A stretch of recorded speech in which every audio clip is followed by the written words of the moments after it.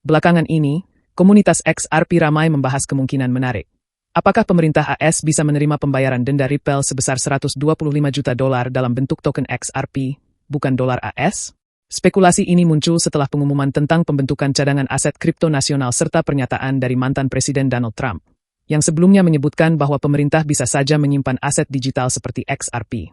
Pada Agustus 2024, Pengadilan Federal memutuskan bahwa Ripple Labs harus membayar denda sebesar $125 juta kepada Komisi Sekuritas dan Bursa AS, SEC, karena pelanggaran hukum sekuritas terkait penjualan XRP ke institusi. Ripple kemudian mengusulkan agar dana ini disimpan dalam akun escrow, sebuah solusi yang disetujui oleh SEC dengan persetujuan pengadilan. Namun, hingga kini, belum jelas apakah dana tersebut disimpan dalam bentuk dolar AS atau XRP. Dengan adanya rencana pemerintah untuk membentuk cadangan aset digital, spekulasi muncul kembali. Bisakah Ripple membayar denda ini dalam bentuk XRP? Jika pemerintah menerima pembayaran dalam XRP, ini akan menjadi pertama kalinya pemerintah AS secara resmi memegang XRP, yang berpotensi menjadi preseden bagi transaksi aset digital di masa depan.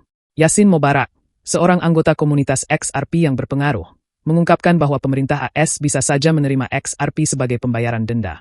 Ia berpendapat bahwa karena pemerintah sedang membentuk cadangan aset digital, masuk akal jika mereka mulai mengumpulkan XRP sekarang. Menurut Mobarak, jika skenario ini terjadi, kepentingan finansial pemerintah akan sejajar dengan pemegang XRP, yang berpotensi mendorong regulasi yang lebih jelas dan meningkatkan adopsi XRP sebagai aset keuangan yang sah.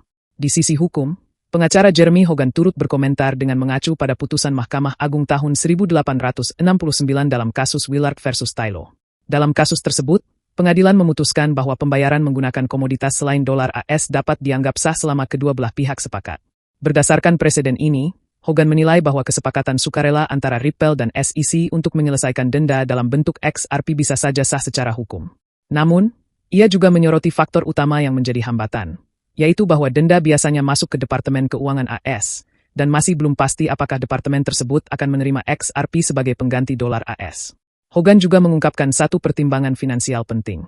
Jika Ripple telah mengunci dana denda dalam XRP sejak awal, maka Departemen Keuangan AS bisa saja memperoleh keuntungan hampir $500 miliar akibat kenaikan harga XRP seiring waktu. Fakta ini menimbulkan pertanyaan lebih luas tentang bagaimana lembaga pemerintah melihat aset kripto sebagai instrumen keuangan, dan apakah mereka akan mempertimbangkan untuk menyimpan aset digital seperti XRP sebagai investasi jangka panjang. Meski kemungkinan pemerintah AS menerima pembayaran denda dalam XRP masih sebatas spekulasi, perdebatan ini mencerminkan tren yang lebih luas dalam adopsi aset digital.